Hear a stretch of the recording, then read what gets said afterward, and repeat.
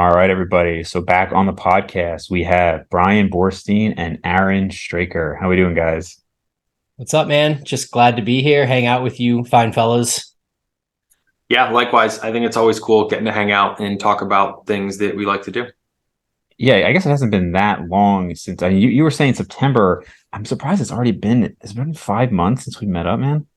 And then the podcast was maybe a month after that. I was trying to find some of the pictures and videos from when we met up, but I guess it has been. You know what? It was the end. It was September 31st or something like that because I had a wedding in Pennsylvania Right. September 30th. So it had to be right then Wow. or like October 1st or something. Yeah, it's fine, man. So we were chatting a little bit about some blood work anomalies, right, with both of you guys actually. And I actually originally I was thinking I would look at it ahead of time. It's been a crazy week, so this will be my first time looking at either of your blood work. So Nice. we'll see if I'm put to the test how I do. But basically, just for people listening, we're going to do a review. You might have seen previous podcasts where I've had Vigorous Steve on. We reviewed blood work and we reviewed, actually, in his case, like echocardiograms and MRIs as well. I just had Pete Rubish on. We reviewed his blood work. So we're going to do this. And I think, not everybody needs to have all these tests done, but I do think if you're 30 plus, definitely 40 plus, you would probably want to make sure you know basic values like CBC, CMP, lipid panels. That you guys have done more than that. But really, I think you should have a basic idea because uh, not everybody has a primary care physician. And even if you do, this literally just happened this week. My friend I've mentioned on the podcast, he had blood work done and he texted me and he said, yeah, everything was perfect. I said, can you send it to me? And then he had to actually go on LabCorp and he looks at it like, oh, actually my LDL is high, my HDL is low. Because you really, unless like you got something that's really standing out, most physicians just want to make sure you're not dying, right? Like you not like have some like acute serious issue. But other than that, they're not really looking for optimal. So I don't want to be the person who says everything has to be perfect, but I do think you should understand the basic values. I think a lot of the ambiguity comes from the reference ranges, which are oftentimes so large. And like you can't even know that being right in the middle of the reference range is the best place to be. Like a lot of them, you're benefited. You want to be closer to the bottom of the reference range. And a lot of them, you want to be closer to the top of the reference range. So I think that is where a lot of confusion comes in with this stuff too. Yep, definitely. One thing that I was going to say too is like defining normal, right? Like these LabCorp ranges or whatever range you're coming from are for your standard American, right? And when we like people like us, I mean, sure, I guess we could be standard Americans, but people who do prioritize their health, who do prioritize sleep and nutrition and those sorts of things, like that puts you at like a subset of the population. And I mean, it's your life. You would like to be optimal for the life that you get, not compared to a normal of someone who treats their body like a dumpster fire sort of thing. Right, for sure. So, all right, so we'll start with Bryan. Now, Bryan, as I'm pulling this up, I'll do a screen share. But do you want to just kind of briefly explain what was concerning you on yours? Yeah, I mean, I guess there's a few things. The big changes that occurred from last time were the DHEA sulfate was up like 80% higher than it was before. So I think it was like 329 before, and now it's like 560 or something along those lines. So that one's out of the reference range. And that's the first time I've ever had blood work with that one out of the reference range. My insulin was super low, fasting insulin, so low that it flagged it as being below. Like usually you want to have the range, I think is something like 2 to 24 or something like that, but you want to generally be between 2 and 8. But I was even below 2 on insulin. And so that had me slightly concerned. My estradiol went up like 3.5 times what it was before, but still in the reference range. So I don't know how much of a big deal that is. And then beyond that, like I see my liver enzymes like ALT and AST are in the middle of the range. And I've heard Atia and a number of other people talk about how you generally want those liver markers to be on the lower end. The range is 0 to 40 and mine were like 30. So that was semi-concerning to me, especially because the last blood work I did, they were like 20 and 24, I think, or 20 and 22, something like that. So they've gone up a little bit. And then beyond that, my total testosterone is up like 180%, which sounds great, except that my free testosterone didn't go up at all. So I decreased that ratio of free to total. And then beyond that, like, I'd be curious your insights on some of the other things that you may or may not see, but those were the big ones that stood out to me. Sure. Well, you're on a Greg just says testosterone booster, right? So that's probably been a big. I don't know anything about that. uh, yeah. So let me do a screen share here. All right. So I'm just going to go down from the top here. So you had a CMP done, and you didn't mention your creatinine actually, which I don't care about that because I high. take creatine, right? So, well, it's funny because so high levels of BUN and creatinine are common among guys who are muscular, guys who lift a lot. So I'm not concerned either. I just wanted to point it out because people would see it as, hey, it's high, but yeah, I'm not concerned either. But I'm glad you are not. So going down here, yeah, really nothing here stands out too much for me. So if we just go to your liver enzymes real quick, so I am not concerned about that at all. 27 AST, 30 ALT. Do you have your alkaline phosphatase? Yeah, that to me is completely fine. I've not heard Peter Tias say that. I'm actually surprised he would say that. If you heard me with Pete Rubish, one of the things I said to him is that a lot of these enhanced guys have elevated liver enzymes, and they frequently will use the fact that they lift heavy as an excuse. And what I said to him was, I've seen dozens of people's blood work on gear and dozens of people's blood work off gear, just naturals. And consistently, the guys on gear have higher levels of liver enzymes. Now, you could argue that, well, they're more muscled and they're training harder, maybe. But I think it's often used as an excuse because, especially if it's like sometimes several times the reference range. For you at these levels, like I literally would not be concerned at all. Okay. Yeah. So now your cholesterol is really interesting to me because you don't take a statin or anything, right? Nope. And you have shockingly low LDL levels. I mean, your total is 114. Triglycerides, fantastic. HDL, good. A 54 LDL, I mean, most of the population would have to be on a statin, if not a statin, and a PCSK9 inhibitor. I mean, that is, I think you said that, did your mom or somebody else in your family, you said always tested really low as well? Yeah. Yeah. I mean, I've ever since I've ever done blood tests, I've always had low cholesterol. And back in the day, I feel like this perception has changed recently, but back in the day, they used to say that my low testosterone was probably due to my low cholesterol. But I've talked to people recently that have said that shouldn't be the case necessarily. So I don't know if you have any thoughts on that. Certainly, cholesterol is a precursor to a lot of hormones. But yeah, I would say I'm very pleased to see how good your cholesterol is. I'm curious, do you have any history of like cardiovascular events in your family? No.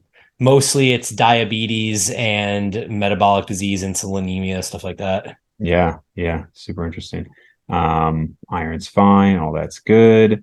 So for people who don't know, the next one up here is a CBC. Normally I see them actually label it like CBC or CMP. I'm not seeing that here, but that would be what all this stuff is here.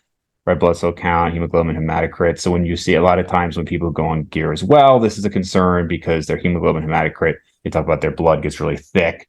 That's what they mean, essentially. Sometimes platelet count goes up as well. Where were your platelets? Yeah. So all that, you're looking good. So testosterone is interesting only because you are historically low. And this is, I think, just important for people to hear because out of really all of us, I mean, like the kind of, I don't know, our little group here of like you, me, Aaron, Abel, Steve, all that, like probably per height, you're maybe the most muscled, right? Because you're 5'10", right, Bryan? Yeah. And even at 200, I mean, I know you say you like to be a little bit leaner, but like you're still relatively lean at 200 pounds. I mean, you're a big guy. And most of the time you've had your testosterone checked is 300 or less, which would probably shock a lot of people. And it's not that testosterone doesn't matter, but I think the value is maybe on average per 100 nanograms per deciliter of testosterone, you're looking at maybe a pound or so of muscle, again, on average, right? Maybe somebody's a hyper responder or whatnot. So, maybe if your testosterone was naturally at 900, you might have 5 pounds more muscle, but it's not going to make or break the physique, right? And so it's interesting to see this. Now, how many times would you say you've had your testosterone checked over the years? In the last decade, I'd say 5 or 6 times. Okay. And this is the highest you've ever had? Correct. Yeah. Okay. So that is definitely interesting. I assume these were all morning tests, right? Yeah, all the same, fasted and everything. Yeah. Yeah. So it is interesting. I mean, certainly there's going to be variability from each time. Like sometimes I've seen people say, that this value changed by 20 points. And it's like, depending on the test, it's just that's within the standard error there. But I don't really have a reason as to why that would happen. I'd say it's awesome that it did happen.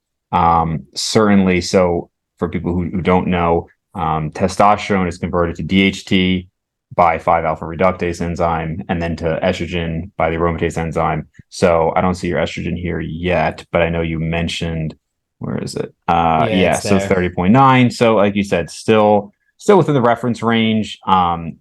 Not surprisingly, that would correlate with increased testosterone, right? But again, not something I would worry about. Some people say you actually want a little bit like high normal estrogen. There's a whole debate on that, but again, nothing I would say is concerning. Have you noticed any difference at all? Would you say like, any difference in feeling or progress or anything like that? Well, I think there's actually two things that have changed in the last year since I had the prior test.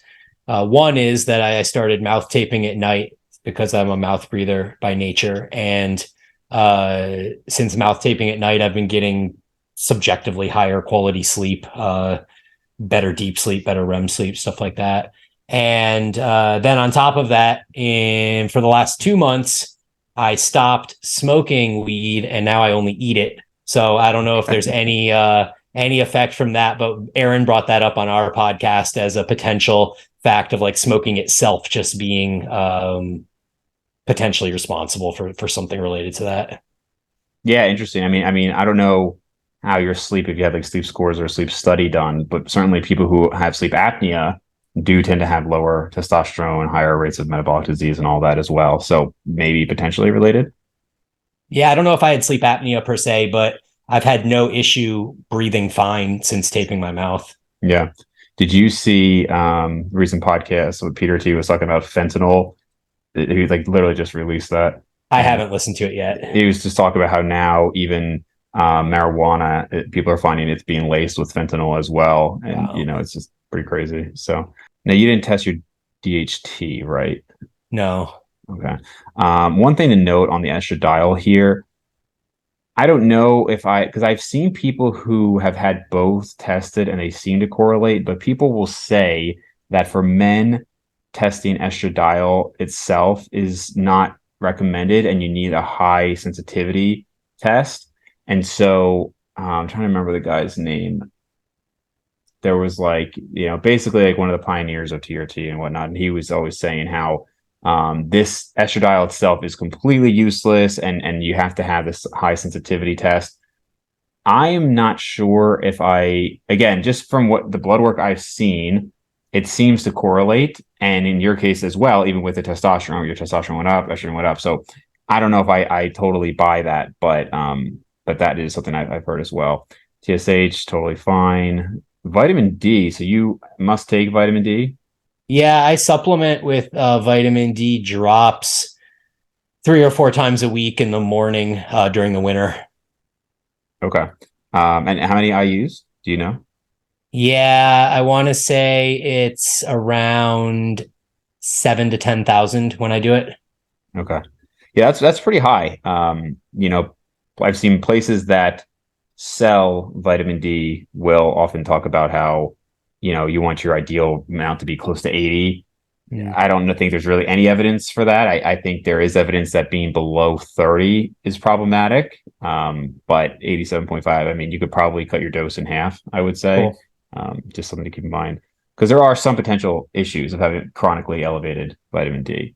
Okay. So the DHEA sulfate, to be honest, I don't have a huge input on this. The range is actually less than I'm used to seeing. The fact that it's elevated is interesting. So, most of what's picked up is produced by the adrenals, and it could be Right. a measurement of adrenal activity. I know for women with like PCOS, sometimes they'll look at that as well. I'll be honest, this one I would be a little bit stumped just in the sense that I don't know what to do with that value. Would it change anything clinically? I'm not sure, but now you said you've had this tested before. Yeah, it was 329 or 320 the last two times I did it. So it was like really, really consistent. And then this time, obviously, you can see it significantly higher. The internet says that means I could potentially have tumors on my adrenal glands. They love to scare you, but that's what the internet Sure. says. Yeah, yeah. And are you planning on doing a repeat test at all? Yeah, I'll probably do one again in 3 or 4 months or 6 months. I'm not in a huge rush to. Yeah, yeah. I'm just curious when we get to it. Aaron, did you test that at all? Yeah, I'll have the DHEA sulfate. Correct. Yeah, that'll be on my labs too. Okay, cool. So and while your HbA1c is totally normal, so for people who don't know, this is basically like a long-term marker of glucose regulation. So when you get your glucose, which I don't know if I looked at it above, It your was glucose 92. was 92. Yeah. So I mean it's fine, maybe slightly elevated, but HbA1c is more of like a long-term marker there, right? Like an analogy would not a perfect analogy, but somewhat analogous to like ferritin versus iron, right? So like ferritin is more like a long-term measurement. So the reason I just bring this up is because yours is totally fine at 5.4. And so I know you had some concern about the insulin, right? If you had like super low insulin, then could that mean that you're a type 1 diabetic? So you're not producing insulin. And I would say that in isolation, that's a fine rabbit hole to like go down if you don't have anything else. But and you can develop type 1 diabetes later in life too. Pretty rare for somebody like in your situation and age and everything to just randomly develop it. But again, based on your glucose and everything else, your HbA1c, I can't imagine you have type 1 diabetes. So that's not a concern for me with the low insulin. So like, why would we see that though? Like, do you have any reason for why it would drop? Like it was low before. I think it was 3.4 last time and 3.4 the time before that. So like, why would it suddenly drop to a third of that, Yeah, I would really say retest and just see, not to write it off like, oh, it doesn't matter. Just like single lab values, and this is what I try to tell people as well. Like sometimes single lab values, not always, but oftentimes can just be an anomaly. And before any sort of like treatment or further like scanning or anything like that is done, you really have to retest, right? Unfortunately, I do know doctors who will start to prescribe stuff based on one, like even testosterone, right? I was just talking to Menno Henselmans about how easy it is to get testosterone if you really wanted it. And sometimes it's just like, sometimes they don't even test it. Sometimes it's just like, oh, I feel this way. All right, well, here's some. So obviously that's a whole nother rant. Yeah. And you don't follow a low carb diet really at all, right? No. Yeah. Cause I know certainly when I had done a ketogenic diet before, or a carnivore diet, insulin was very, very low, not surprisingly. Probably right around this. I had to pull up the values, but probably right around there. But yeah, it is unusually low. Ferritin, I had just mentioned, that's, healthy, good level.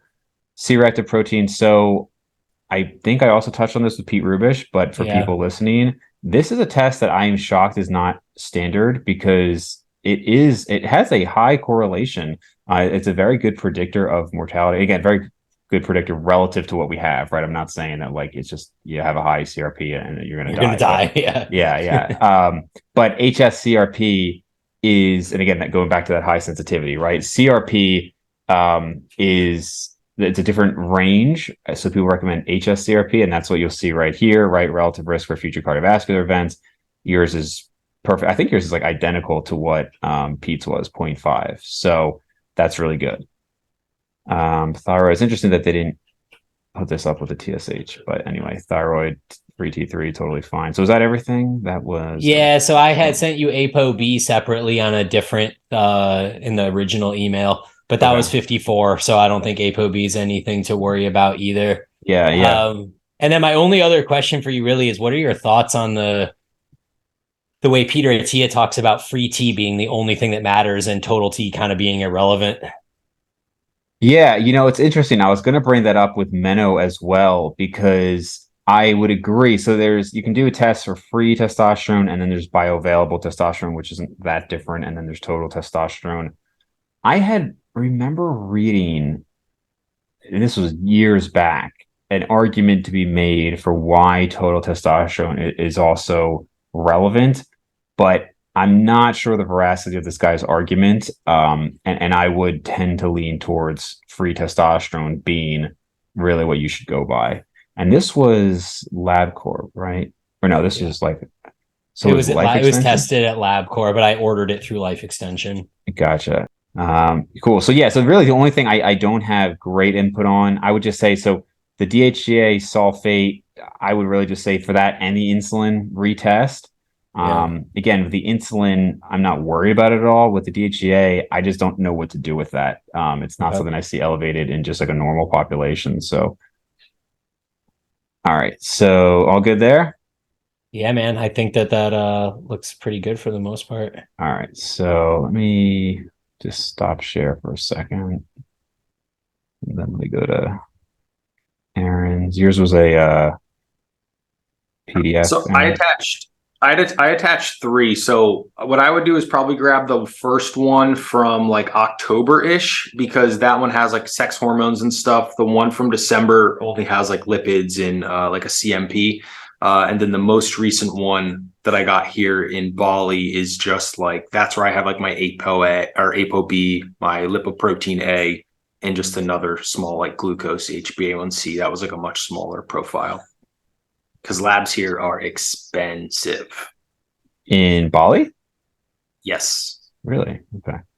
It's like the one thing. Sorry, you said you wanted to start where? The October one?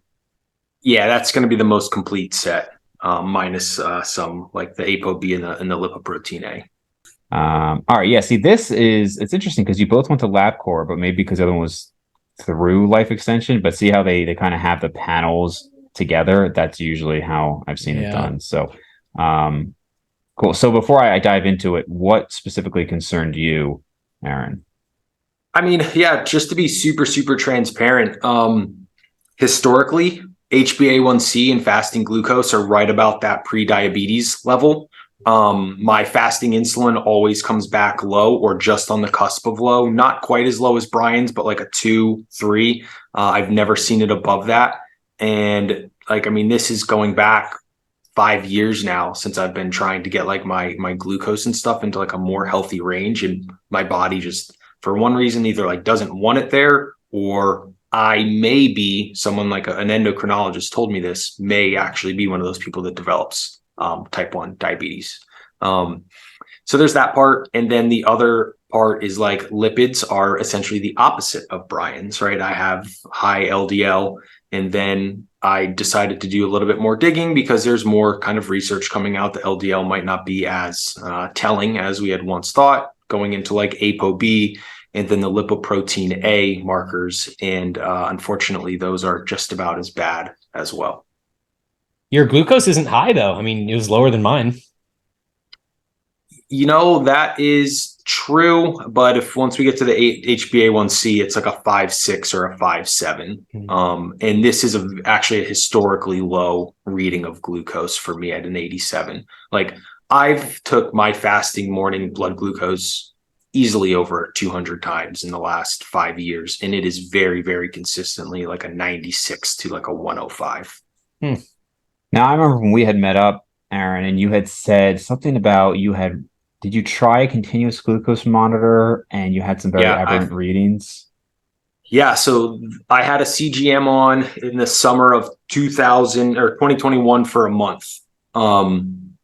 And my glucose would be highest on average when I was sleeping. It would be highest on average fasting overnight than it would be throughout the day. I would get obviously like the spikes, post meals, but within like 20 minutes, I'd be back down in the 80s, sometimes in the 70s and stuff.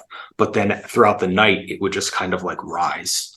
So it could be kind of like an anomaly thing from my body. I did get some 23andMe genetic testing done also when I was back in the States, and then ported that into this kind of a more comprehensive tool called Strategene.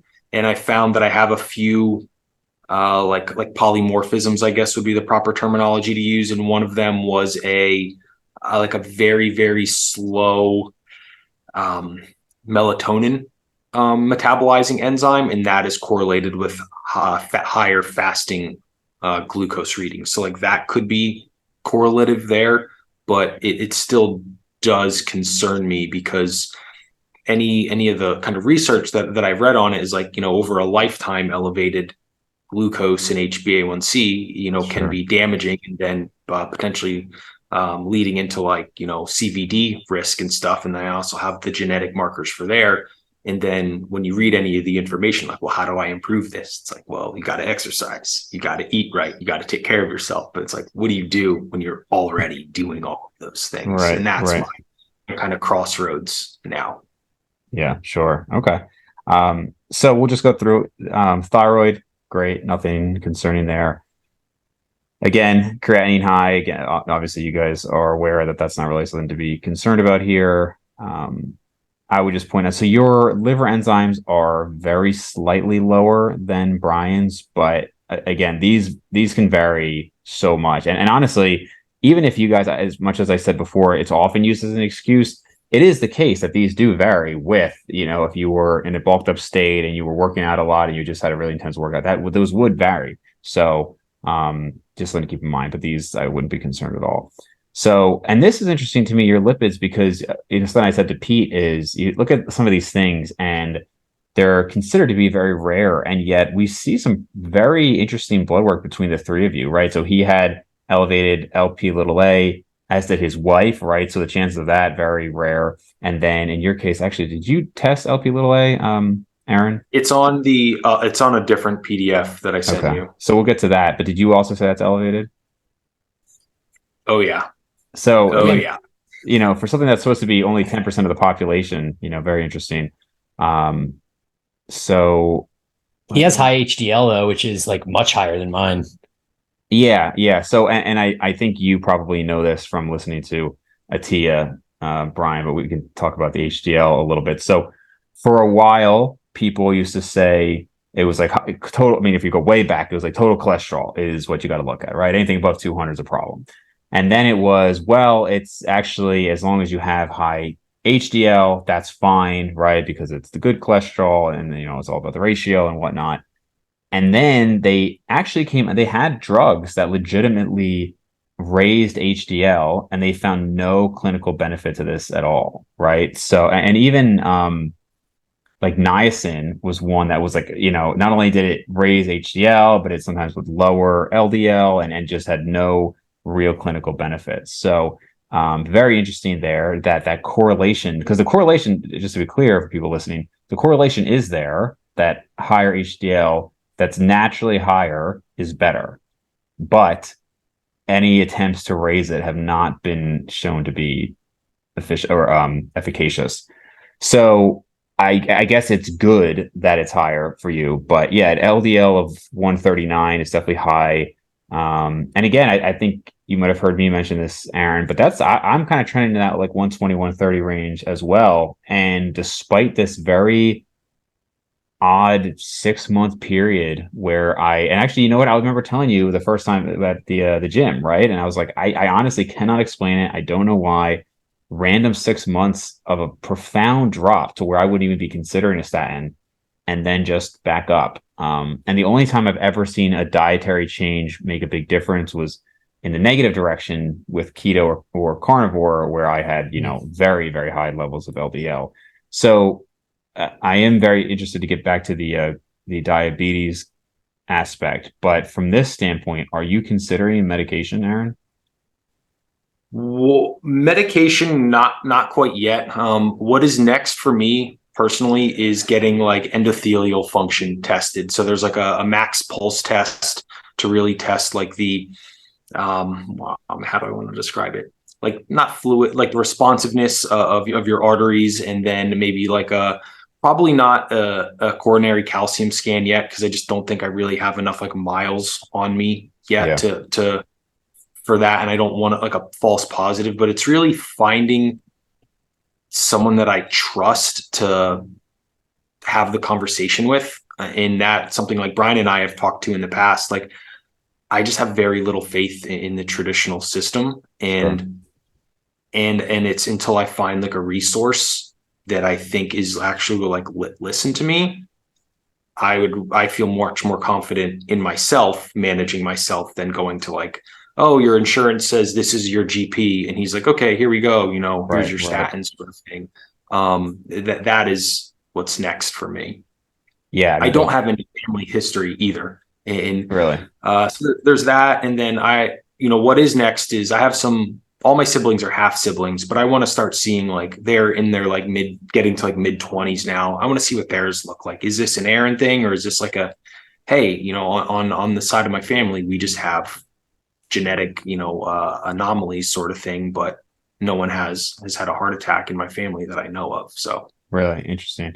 Um, yeah, so the whole insurance thing, you could get me going on a big rabbit hole there. It's ridiculous. But as far as the endothelial test, what are you hoping to accomplish from that relative to these high cholesterol levels? just seeing if I do have like correlative markers with that, like heart, like evidence of hardening of the arteries in those sorts of things. So basically more correlation with the elevated lipids with endothelial function as well. Or I guess I should say, like, do I have any indication of like diminished endothelial function or artery function in addition to like these lipids? Yeah. If so, yes, I should probably be much more aggressive in my kind of trying to be preventative now in my mid 30s sort of thing. Yeah, I doubt you would find anything, to be honest. I think this is, as you said, something that takes more miles. 35 isn't super young, but it's not. I mean, you're what, 34, 35? I'll be 35 in like in a week. Yeah, okay. So, it's not super young, but it's not super old. So, it'd be interesting to see what you get, but I'd be surprised if you, especially because you're so active, right? It's such a history here. So, so do you know so you have no cardiovascular deaths in your family at all? I just talked to my dad in that side of the family. I have to talk to my mom's side. My mom's side, people on my mom's side tend to die a little bit younger. But I besides past my grandmother, I don't know the kind of, I hate to call it like a mechanism of death, but like reason of death for that kind of extended history. But that will be some of my next questions of people to ask. Okay. So testosterone, interesting, right? Total testosterone, pretty much middle of the range. Free testosterone, low. And did we look at your free testosterone, Bryan? Was that on there? Yeah, it was 8.1. Okay, I must have just scrolled right past. With the you might have heard me mention this too. So I have to look into the actual mechanism as to why, I guess more the rationale behind this. But I've spoken with a very knowledgeable endocrinologist on the direct method not being something that is well established with LabCorp. So the direct method for free testosterone, that is. Now, why that would be, I'm not sure, but he was telling me that they literally will test their med students on this, and that the direct method, for whatever reason, that assay is not valid for free testosterone. He would tell you, if he was looking at this right now, he would say, literally, you can't use this at all. Don't even look at the value. Again, why that is exactly, I'm not sure, and I would have to look into that, because you would think LabCorp is literally, between LabCorp and Quest, are the two biggest labs, I was going to say in the country, but essentially in the world, right? So for them to be performing a test that is really invalid seems strange to me. Yeah. So if I can find out more about that reasoning, I will look into that. But I've heard that twice now. Are you concerned about your levels at all, Aaron? Have you had them tested previously, and are they very different?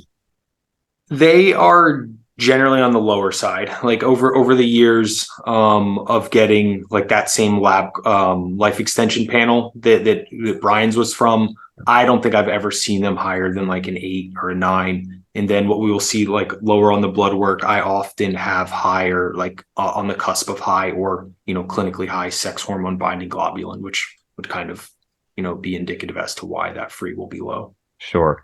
Yeah. And how is your albumin? Is that on here? He was 4.9, I believe. Yeah. So also towards the higher range. Vitamin D. You don't take vitamin D, or you do? I do. And it's really funny how a lot of this is so,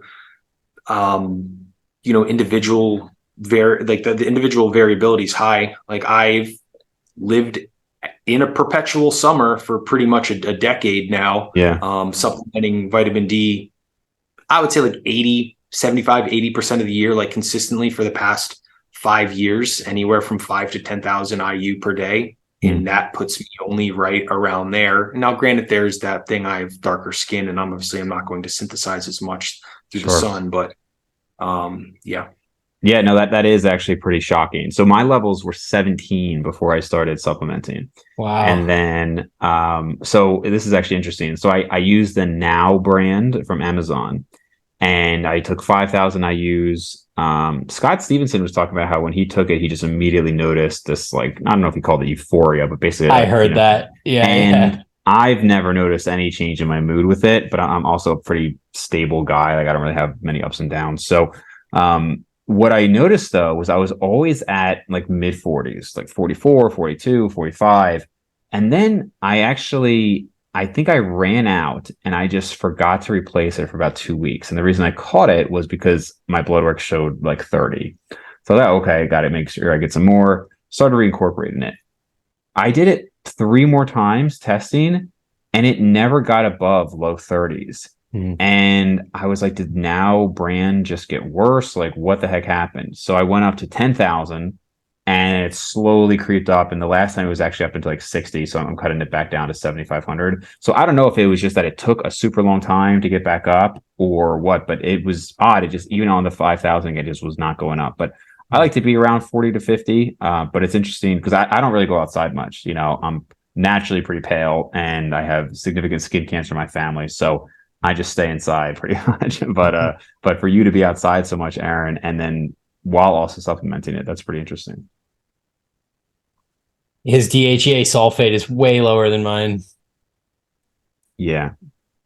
It's not a competition, Bryan. He's crushing me. Well, technically you're crushing him, right?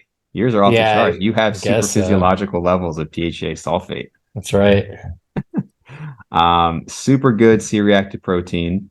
I also wonder 0.2.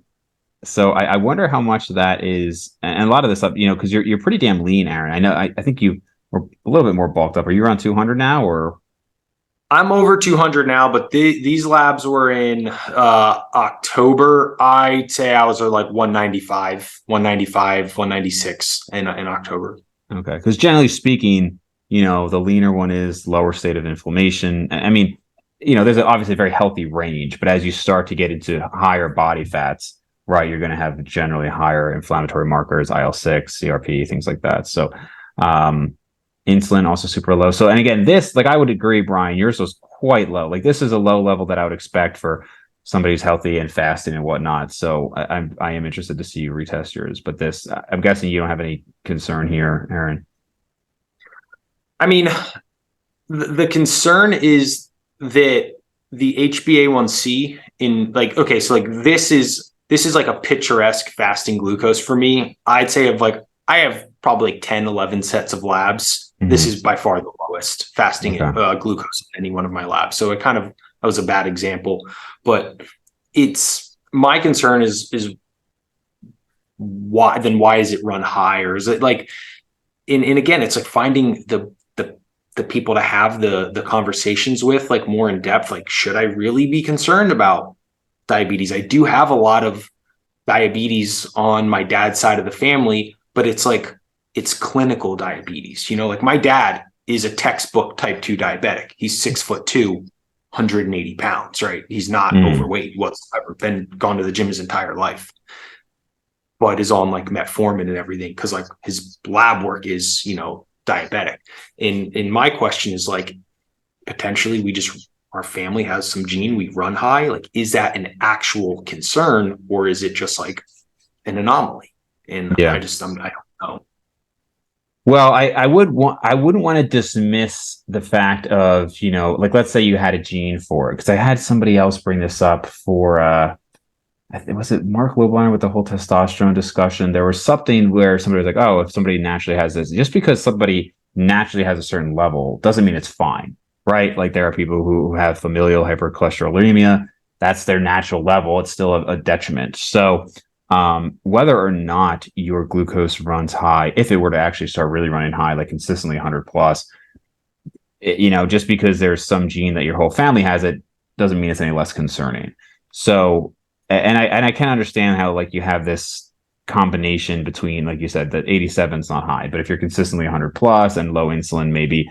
And as you probably know, so African Americans do have higher rates of diabetes, but that often correlates with because they have higher rates of obesity as well, right? And you're at least a couple percentage points away from being obese, I think. So I think it's let's see here, and that's fine too. So I think if I was your doctor, which for everybody listening, I'm not anybody's doctor here, so liability for liability purposes. So I would just say it's something that you have to continuously monitor. Like in isolation, if you just got this, especially with the 87, I'd say it looks fine. The fact that you have the higher glucose levels at night is really interesting.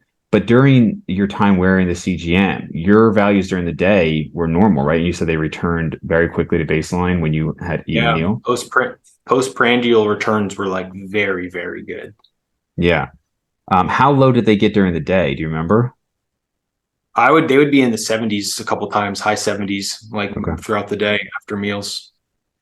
Yeah. So I would totally back up what you're saying of trying to find somebody who you really trust who can monitor you regularly, which I agree is it's hard because it's like that's just not how medicine is set up, unfortunately, right? I mean, that's really where you have to find somebody who is and sometimes these doctors, like they're, I forget the term for that, but basically, they are like your doctor almost on call all the time and everything for you, and people who can really know you. But that's oftentimes so expensive. So I think that's where sometimes he's like, if you could hire Peter Attia, obviously he'd be great for it, but he's like, not really reachable.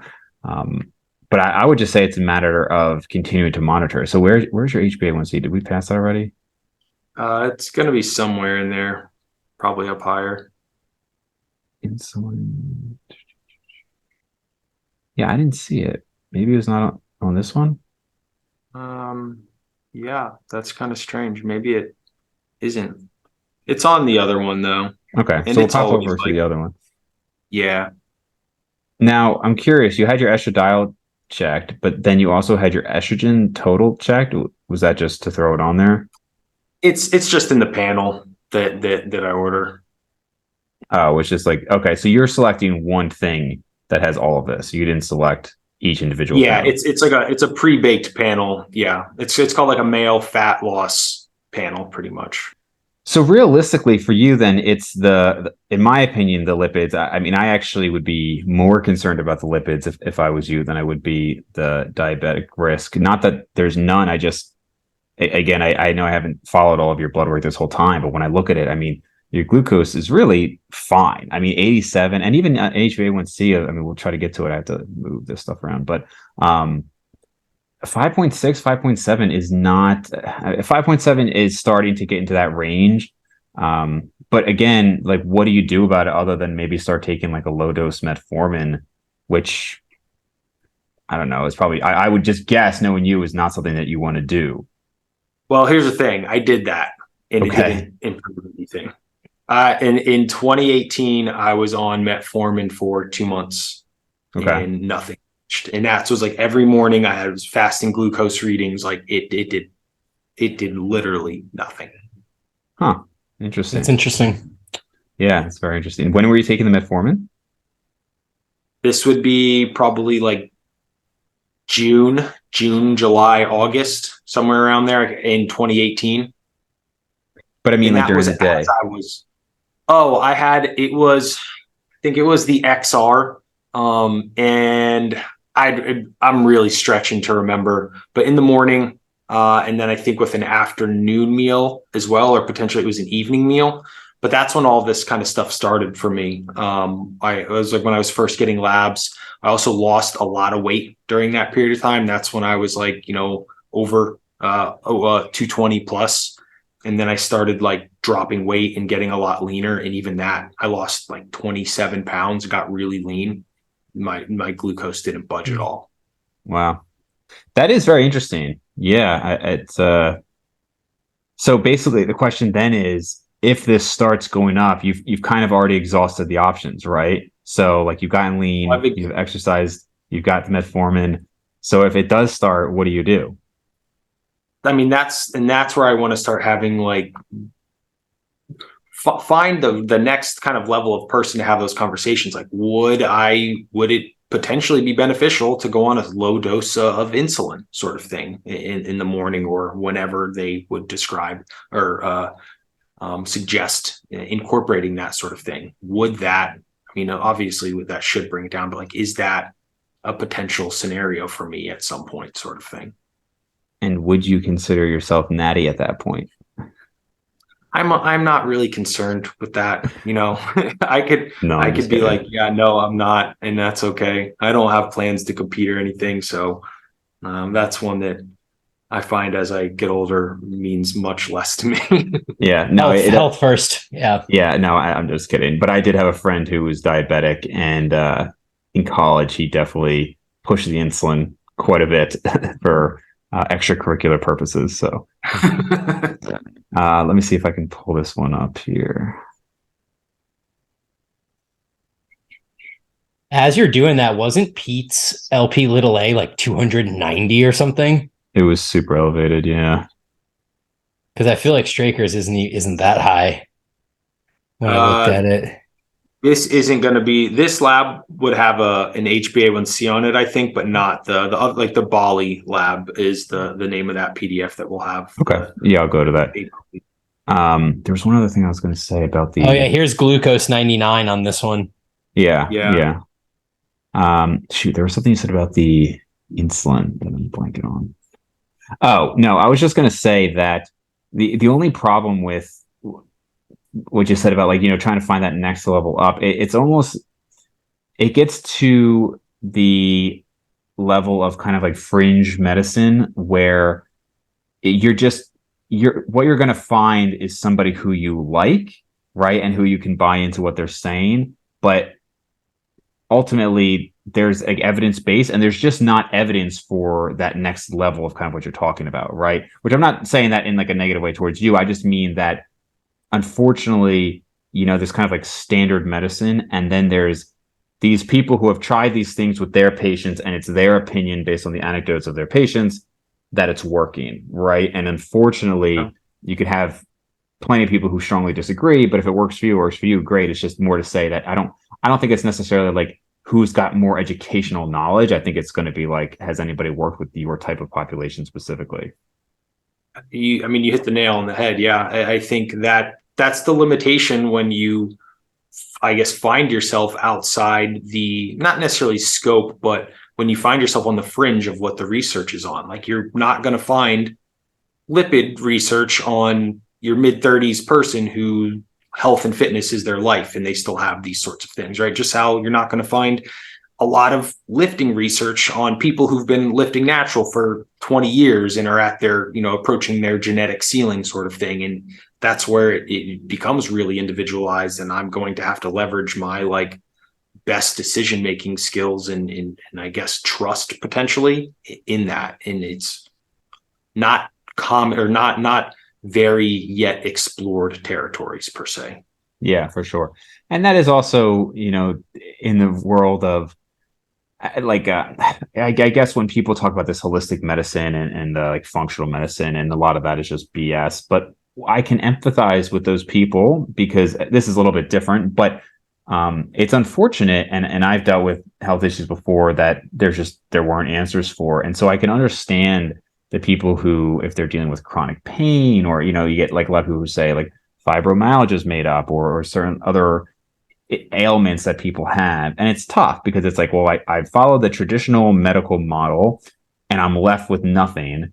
And then people say I'm like crazy or hypochondriac or whatever for this issue, or I'm making, pain up. Pain is obviously a really complicated topic, but just to say that it is tough when you are not getting answers from the standard model and you have to start going down this rabbit hole. And that's where many people are susceptible also to scams and some of these fringe doctors and whatnot, because they don't have the knowledge base to vet out maybe what's potentially actually helpful versus what is BS. So obviously this is veering off from the blood work topic, but it's unfortunate, and I can empathize with those people because they're often kind of vilified on. I mean, this is where like a lot of the carnivore people come in, where it's like, do I agree with the carnivore diet? For most people, I don't. But for whatever reason, it does seem that there's hundreds and hundreds of anecdotes of these people getting help with autoimmune issues and stuff where nothing else they did was working. And I can empathize, basically, I'm just saying, with those situations, because it's tough. Yeah.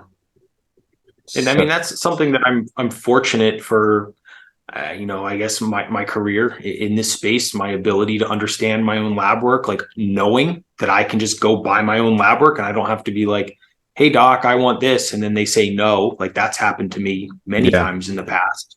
I remember one time, and that's what put me down vitamin D the first time, right? I said, hey, I'm going to go get my vitamin D checked. And he was like, you're young. We live in Southern California. Like he literally said no. And then I was like, okay. And of course, like you wait 2-3 weeks to go get this doctor's appointment to say, hey, I want to get a vitamin D test. And then they say no. And then I learned that like I can just go order it for like $40 and then go to LabCorp in the morning. And then of course, when I got it done, it was like a 37. So it can be frustrating with parts of the traditional model, but fortunately, we are Americans and with the capitalist kind of society, like if you want it, the opportunities for going to get it are there. You just have to know how to get it, sort of thing.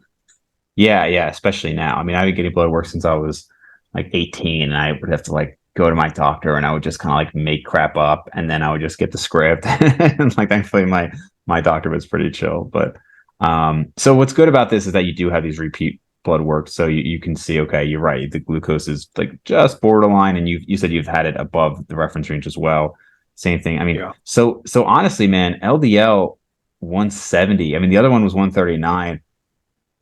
I would, not to like scare you, but I would legitimately be more concerned about this than the diabetes aspect. Like again, I understand you're knowledgeable, but if you are chronically having LDL of like 170 plus, now to be fair, well, actually, and this one, your triglycerides are creeping up there too. Again, not that they're high, but the other one, it was like very, very good, right? Very, very good HDL, very, very good triglycerides. Your HDL is still great here, but triglycerides trending up. Would you say this is more representative, or the other one was more representative of your typical? The other one, this one was the worst I'd ever seen it. And this one was, I'm not sure the date here. It was like it was like December 22nd, 6th or something. 5th, December 5th. And then I have the Bali labs from literally like 2 weeks ago. And they are back down more. So it could have been like, this was the week before we were like gearing up to move to Bali again. It could have been just like a higher stress period where I was trying to get everything done and, all sorts of shit. But this one was the worst, to where I was like, okay, this is like straight up bad sort of thing. Yeah, for sure. So, all right. Well, I mean, as long as you're aware of it. So, let's see. Have you ever had any hemoglobin or hematocrit issues? Nope. No. Okay. So this one is a relatively short one. So there should be there's no HbA1c on there either, huh? You know what? No, because this one was I forgot. I just ordered the lipid panel. Like for anyone out there listening, like on Life Extension, if you just want like a basic glucose, lipids, CMP sort of thing, it's literally $35. So it is very, very accessible for those sorts of things. Is this the one? No, that's mine. No, it's the. Hold on. Yeah, I'll just cut this out because I just had it up. Yeah, it's weird. I can like see it here.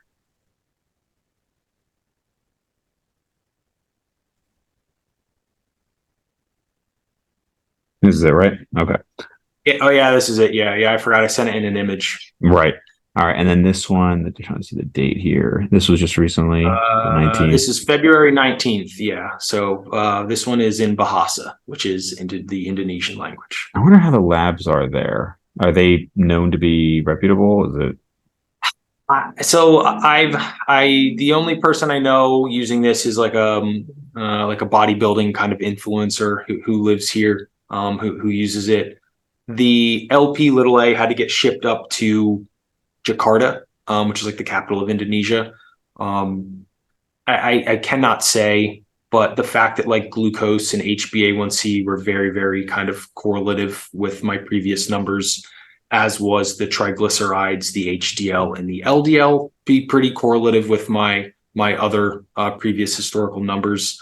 The ApoB and the LP little a are the only ones that I had ApoB tested once, maybe like 2 years back. I can't remember specifics there. So I'll be in the States in a couple months for a couple weeks, and I will get labs again there. And I will order the ApoB and the lipoprotein A just to kind of, cross my T's and dot my I's sort of thing. Yeah. Now, go ahead, Bryan. That reference range for ApoB is much higher here than it is on the one that I did. What was your reference range? It was under 90, and this one says 66 to 133. And what was your ApoB? Did I miss that on the other one, Bryan? No, I sent it to you in a screenshot and a different thing. It was 54. Okay. Yeah, you said that. Yeah, well, I was going to say it's interesting, though, because so you guys are familiar with the differentiation between the particle sizes and whatnot there. Okay. Yeah. So for people listening, basically, you can get an NMR, it's called NMR lipo profile done, where they'll break down not just their total LDL and cholesterol number, but they'll look at particle number. And then they also look at particle size. And for the longest time, I had actually kind of wondered. So the idea is that higher LDL particle is really the issue. And that correlates with LDL cholesterol because obviously the cholesterol is being carried by the particles, right? So why they don't just, as a standard test LDLP, I don't know, but basically ApoB is a good measurement of that. But I had always heard, okay, so like the small dense particles are the more concerning ones, right? Than the like quote unquote big fluffy ones. And I had thought, is that because there's something actually problematic with the small dense ones themselves? Or is it just the fact that for a given total cholesterol number, like LDL-C, if you have more small particles are going to carry less cholesterol, and therefore for a given LDL-C, you then have a higher particle number total. And it turns out it's both, actually. So it is both problematic inherently and the fact that it results in a higher particle number. But your ApoB here, certainly by the reference range, but even just proportionally, even using Bryan's reference range, is slightly less concerning, which would make me wonder if relative to average, you had a little bit more of like the big fluffy particle number or particles. Again, not that it wouldn't be concerning, you'd want to bring it down, but I just based on the ratio of your ApoB to your LDL-C, I would wonder if that's the case. And then obviously, again, very high LP little a. I don't know if you heard the Pete Rubish podcast, Aaron. I'm not here yet. No. Okay, so I'll just repeat what I said there, and I know, Bryan, you probably know this as well, but it seems that there's pretty much almost nothing you can do about it. You're right, his is lower than Pete Rubish's, but still quite elevated. From what I've heard from Peter and I think it's Dr. Strauss, and there's one other guy, a lipidologist, basically that, Dr. Rader maybe, that essentially you can't do anything about it other than maybe a PCSK9 inhibitor. And therefore, if you can just bring LDL down low enough, then I don't want to say nullifies completely, but it makes it so that you don't have to worry so much about the LP with little a. I think even statins can slightly increase LP little a, but again, the net benefit is positive. But it is interesting to me, Aaron, that I don't want to say you're not concerned, but it seems like you had much more of a concern with the diabetic aspect than the lipid aspect. I mean, I'm not overly concerned because I just, man, I'm gonna dox myself here. I'm not sure how much I buy into like the population subset numbers, in terms of like cardiovascular disease, cardiac, event sort of thing. I forget the statistic, but like a very, very high number of cardiac, event individuals, I guess, or victims per se, I'm not sure the correct terminology there, have normal lipid values, but they're still having cardiovascular events. So my kind of plan, like I mentioned, is like to monitor the arteries and the calcium score. And like, if I never build, plaque, have any kind of arterial wall thickening, those sorts of things, how can I have a heart attack irrespective, even if I don't have great, lipid numbers? So taking much more of like I just want to see what's actually going on, as opposed to just like, okay, this is what people say, Right. take a statin sort of thing. Yeah, I actually just had a patient last week who I hadn't seen her in a while, and she had told me that she just had stent placed because her widowmaker was 90% blocked. But what's crazy is that she had just had a calcium score done and showed 0 on her calcium score like 3 weeks prior. How that's possible, I have no idea. I was talking about, I have no explanation for how that's possible. Did they just do it wrong? I don't know. But yeah, she went from basically just a couple weeks prior saying, nope, nothing, to then working out, having chest pain, and then 90% blockage. So that I would always just want to put the everything in my favor. To your point, though, you're certainly not like, a lot of times some people with this high LDL, there's other things going on. Not to discount that LDL is a cause of it, but a lot of times you do see it's like, okay, they have high LDL and they're obese and they are diabetic or pre-diabetic and their HDL is low and triglycerides are high, and there's this whole like storm going on. But probably more important than any of that is your family history. If you have a family of basically no family history for cardiovascular events, that's pretty good. That's literally in most cases the number one thing that you want to look at initially. And did you say your dad has gone to the gym his whole life or had never gone to the gym? His whole life. Yeah. Been to the Okay. gym. Yeah. Gotcha. I was going to say even more so if he hadn't gone to the gym and he still had, but I assume maybe your grandparents didn't. And so the family history is super important. So I am interested to see what you find as you go along that journey as well. Yeah, I'll definitely keep you guys in the loop. I have to, like I said, I have to ask my mom and stuff and get some information. But I think one thing that's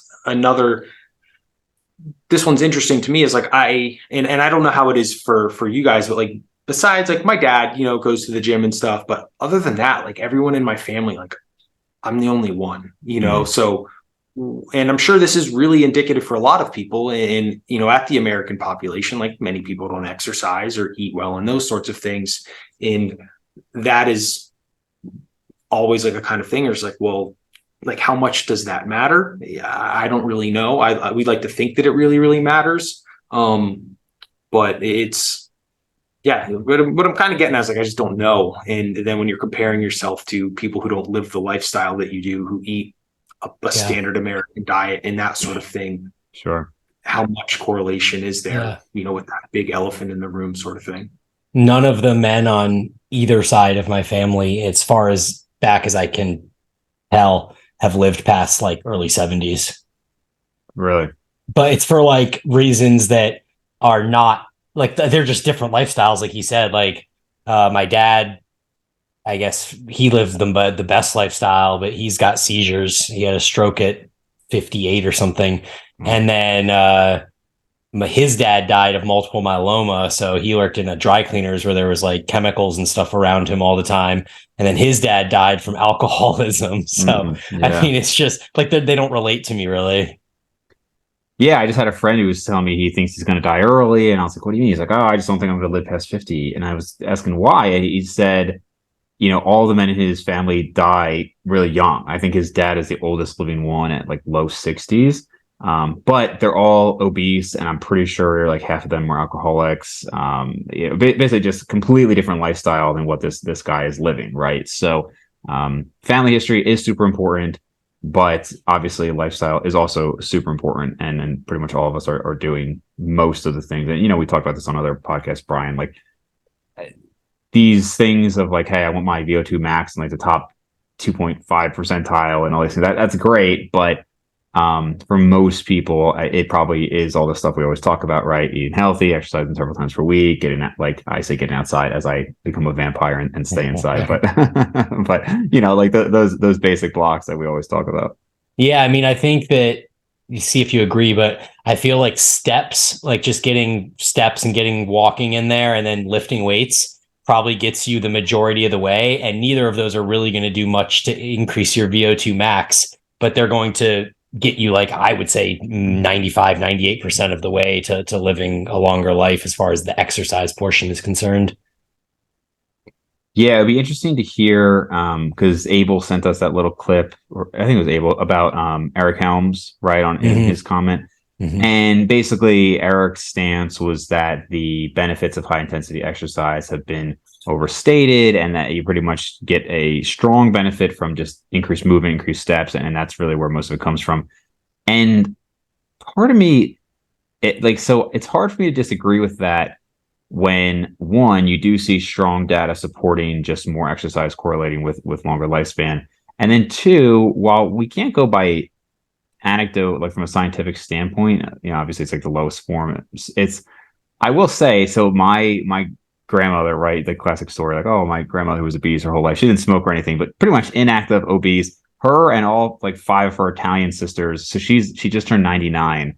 All of her sisters were like 93 to 99, I guess. My Aunt Jo is still like on Facebook posting, my great Aunt Jo posting like Facebook recipes. Like she's more on Facebook than I am, like knows more about it. So like, and these aren't, but like my mom would always like say like, oh, but she had like healthy tomato sauce and she was walking up and down the stairs for laundry, like one of those kind of stories. But just healthy to say, tomato sauce. Exactly right. Ignore all the pounds of meat that's thrown in there. So, right. But yeah, it's one of those things where the correlation with exercise is significant, but it's not like we're talking decades difference in most cases. You can do a lot to screw it up, right? Yeah. Like if you're like drug use and, or drug abuse and obesity and like chronic issues, sure.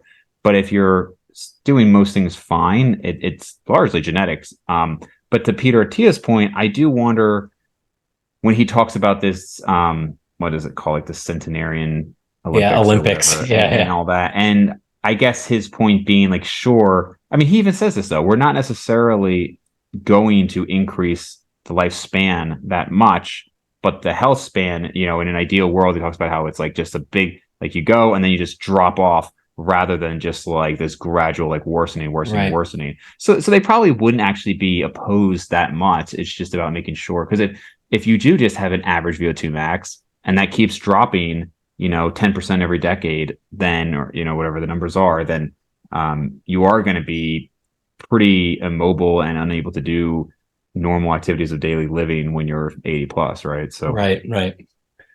Yeah, I mean, the interesting thing I heard Attia and Inigo San Milan say on one of the podcasts was that there's a lot of people that don't take care of themselves at all in their 40s, 50s, and then when their kids go out of the house and they retire, that suddenly they at 70 or 60 or whatever, they start hitting the pavement and doing all sorts of biking and building up their VO2 max and starting to like prioritize their health. And there's like people that have 40-year-old type metabolic panels at 70 who never took care of themselves earlier, but they've kind of made up that ground in their later years by really prioritizing it. So I know these are all like, there could be outlier stories and stuff like that too, but it does kind of seem like in many ways that exercise is sort of like a get out of jail free card, in that, like, if you have enough muscle, it increases glucose sensitivity and decreases metabolic disease and all that stuff. And then if you get outside and you breathe heavy and stuff like that, I mean, it seems to make a huge difference. And I don't always eat the best. Like, shit, man, I saw you post all those cookies you were eating the other day, and it made me reminisce about when I would eat like an entire pan of brownies, and it just like we dispose of it. Like in some ways, it just kind of goes to the cost of the exercise, or Listen, man, I just discovered crumble cookies, and they are totally appealing to my desire for variety because they change their flavors every week. And I'm like OCD where I like check things off. So they're just getting me every week where like, I got to try these new ones. So right, for sure. A little bit unfair. Just real quick to wrap up. I'm just curious. So you guys are a bit older than I am. I remember when I was asked at 30, I was like, yeah, do you feel older? And I was like, honestly, I don't feel older at all. Like I literally feel exactly the same. And part of it, like I was still around, like, I have young patients and I was in residency. So all these things like that. So I'm around a younger population. And I'm starting to feel it now, but also more I'm seeing it in like friends and whatnot. So I'm curious, you guys are both super active. You live the lifestyle. You have presumably 35 to 40-year-old friends. Are you seeing a big decline in the people? Because I know when I met you, Aaron, I was shocked that you were mid 30s. Honestly, if you told me you were 28 or 29, I would have believed you. So, like, are you guys seeing that with your friends? Unfortunately, yes. In yeah, I mean, more so, I would say. I mean, one thing for me is like you kind of see your friends that you grew up with like starting to turn into their dads, like and maybe this is me because I will only see my friends based off of my lifestyle and stuff like every year, every other year, people put on another 10, 20 pounds and they like your friends that you used to train with all the time, like haven't been to the gym in 3 years now, sort Right. of thing. And like that I would say more so I've noticed it with like their wives and just the impacts of like pregnancy, childbirth, and this the society and pressures of that and like things that have happened to them. But yes, I would say I have started to see it. Yeah. I haven't quite as much, and I think it's partly just because all my friends in Boulder and in San Diego live lives somewhat similar to the way that we live. Hmm. Like even if they're not lifting weights and trying to do zone 2 and zone 5 cardio, Yeah. 7 times a week or whatever it is, like they have their thing, like they do mountain biking or they do circuit classes at some gym, or the girls are doing Orange Theory or yoga and Pilates, and like everybody's staying active. Every weekend we're out like mountain biking or doing something outside. So I haven't Great. seen a ton of it, but I mean, you do see people age, and like even despite a lot of these activities that my friends are doing, I've seen weight gain fluctuations, but they're conscious of it. So they're like, oh, I just gained 12 pounds over the last 6 months. Like now I'm going to really dial it in and I'm going to lose that weight. And like, then they're kind of back to baseline again. So Sure. it'll be interesting to see it, as we continue to go another decade from here. Yeah, yeah, for sure. Cool, guys. All right. Well, hopefully I could provide some insight for you guys and especially like the listeners and everything. Anything to sign off for you guys other than where we can find you? No, I think The we're only good, man. Yeah, go ahead, Straker. the only thing I was going to say is like relative to the opposite of that kind of last question for how I feel at I'll be 35 in a week, and I know Bryan, you're 40 now actually, right? Yeah. Like I feel fantastic. Like I feel better at 35 than I did at 26. Now, granted, a lot of my late 20s was rifled with the like super intensity, CrossFit training and just not knowing how to recover and surgeries and those sorts of things, but like I feel really, really good. Like I'm training as hard as I ever have. From a physique standpoint, I'm still only improving. But like I don't drink anymore. There's no smoke. Like everything, all my eggs are in that basket. But in terms of like the years of life wear and tear, I do feel like utterly fantastic at 35. Yeah. That's great. I'd say my body and like my just energy and like mental focus throughout the day is better now than it was in my late 20s, early mid 30s throughout the CrossFit years of like overtraining and all that stuff. So yeah, it's a privilege to be able to be 40 and still, feeling so good and living the life. That's awesome, guys. Cool. Yep. All right. So where can we find you guys? We have a podcast, Eat, Train, Prosper. We co-host it together. So make sure y'all check that out. And then I'm at Bryan Boorstein on Instagram. You can find my companies and all that stuff through there. And I am Aaron_Straker on Instagram. And then if you find Bryan, you can find me pretty easily from there. All right. Thanks, guys. Yep. Thanks, Dave.